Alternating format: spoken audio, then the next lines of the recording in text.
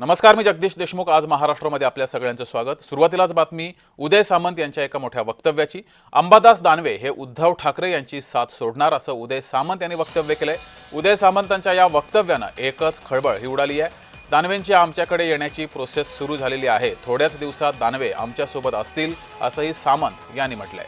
तर सामंत यांच्या दाव्यावर अंबादास दानवे यांनी प्रत्युत्तरही दिलंय।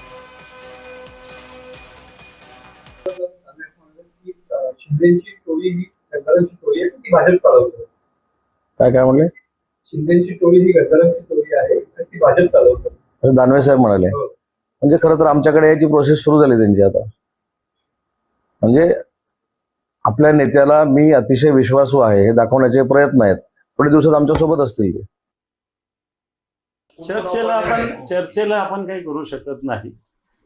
निश्चित काही लोक बोलत असतात मैत्रीमध्ये बसल्या उठल्यावर किंवा असं तसं तसं, आता सगळ्यांनाच बोलतात। ते काय आहे की भाजपचे लोक यांचे लोक तर फार ग्रामपंचायतीच्या लोकांना सुद्धा बोलत असतात। परंतु मला असं वाटतं मी संघटनेचं काम करणारा शिवसैनिक आहे। आता नाही, मागच्या 30 वर्षापासून काम करणारा शिवसैनिक आहे आणि पक्षाने माझ्यावर खूप मोठ्या मोठ्या जबाबदाऱ्या दिलेल्या आहेत।